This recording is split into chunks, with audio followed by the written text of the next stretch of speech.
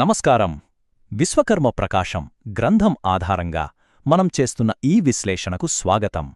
దక్షిణ దిశ ఈ పేరు వినగానే మనలో చాలామందికి ఏదో తెలియని భయం కదా. కాని అసలు నిజమేంటి?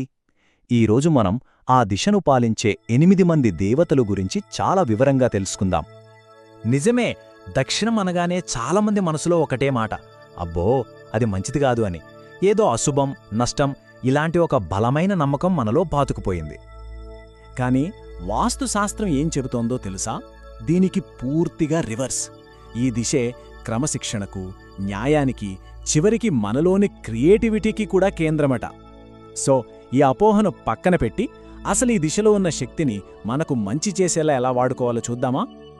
సరే, ముందుగా మన ఇంటికి, మన రోజువారీ జీవితానికి పునాది లాంటి 4 ముఖ్యమైన శక్తుల గురించి మాట్లాడుకుందాం. ఇవే మన ఇంటి ప్రాథమిక శక్తిని కంట్రోల్ చేస్తాయి. ఈ లిస్టులో ఫస్ట్ వచ్చేది అగ్ని. ఇది ఇంటికి ఆగ్నేయం, అంటే సౌత్ ఈస్ట్ మూలలో ఉంటుంది. చూడండి, అగ్ని అంటే కేవలం మంట కాదు, ఇది మన జీవితంలో మార్పును, ఒక ట్రాన్స్ఫర్మేషన్ను తీసుకొచ్చే ఒక పవర్ఫుల్ ఎనర్జీ సెంటర్. ఒకవేళ ఇంట్లో ఈ అగ్నిక్షేత్రం బ్యాలెన్స్డ్గా, పవర్ఫుల్గా ఉందనుకోండి, అప్పుడు ఆ ఇంట్లో ఉండేవాళ్లలో ఉత్సాహం, ఎనర్జీ లెవెల్స్ పెరుగుతాయి. అంతేకాదు, డైజెస్టివ్ హెల్త్ కూడా బాగుంటుంది. అన్నిటికంటే ముఖ్యంగా డబ్బు చేతిలో నిలుస్తుంది. అగ్ని తర్వాత వచ్చే దేవత పూష. ఈయన పోషణకు, బలానికి అధిదేవత. మనం చేసే పనులకు సపోర్ట్ కావాలన్నా, మనం ఎదగాలన్నా ఆ పోషణను ఇచ్చేది ఈ శక్తే.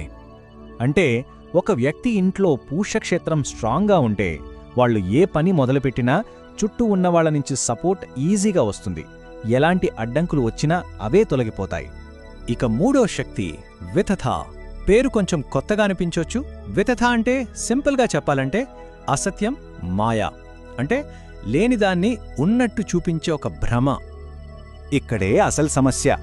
ఒకవేళ ఇంట్లో ఈ ఎనర్జీ ఫీల్డ్లో ఏదైనా లోపం ఉంటే అక్కడ ఉండేవాళ్లు అనవసరమైన ఆడంబరాలకు పోతారు.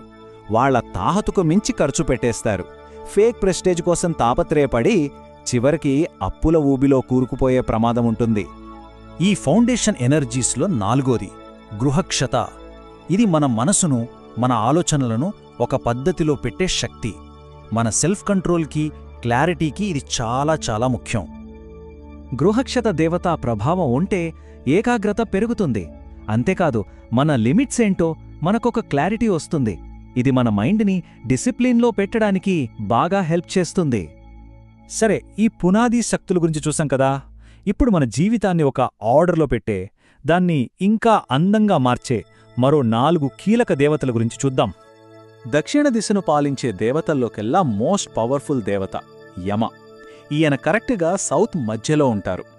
యమ అనగానే మనకు గుర్తొచ్చేది ధర్మం, న్యాయం, ఇంకా స్ట్రిక్ట్ డిసిప్లిన్. ఈ శక్తి ఉందంటే రూల్స్ అండ్ రెగ్యులేషన్స్ పక్కాగా అమలవుతాయి. ఒక ఇంట్లో అయినా, ఒక ఆఫీస్లో అయినా డిసిప్లిన్ని నిలబెట్టి మోరల్ వాల్యూస్ని కాపాడటంలో యముడు రోల్ చాలా పెద్దది. చూడండి, ఇక్కడేమంటున్నారు, ఒక సంస్థలో లేదా ఇంట్లో నియమ నిబంధనలు సరిగ్గా అమలు కావాలంటే యమక్షేత్రం అత్యంత శుద్ధిగా ఉండాలి. అంటే ఒక సిస్టమ్ సరిగ్గా నడవాలంటే దాని ఫౌండేషన్లో ఉన్న ఈ యమక్షేత్రం ప్యూర్గా, ఎలాంటి దోషం లేకుండా ఉండాలి. అంత ఇంపార్టెంట్ ఇది. ఇక 6వ దేవత గంధర్వ. ఈ పేరు వినగానే మనకు కళలు, సంగీతం, డాన్స్ గుర్తొస్తాయి కదా. ఎగ్జాక్ట్లీ, ఈయన అన్ని రకాల క్రియేటివిటీకి అధిపతి.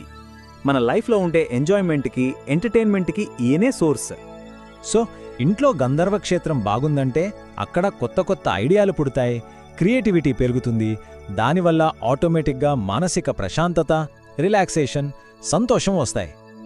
7వ శక్తి భృంగరాజ్. ఈయన పనేంటంటే మన జీవితంలోంచి చెత్తను, అనవసరమైన వాటిని తీసేయడం. ఇది కేవలం ఫిజికల్గానే కాదు, మెంటల్గా కూడా మనల్ని క్లీన్ చేస్తుంది. ఇప్పుడు మనం వాడుతున్న లాంగ్వేజ్లో చెప్పాలంటే ఇదొక డీక్లటరింగ్ ఫోర్స్ లాంటిది.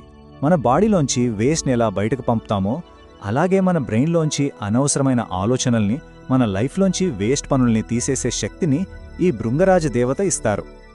ఇక చివరిగా 8వ దేవత మృగ.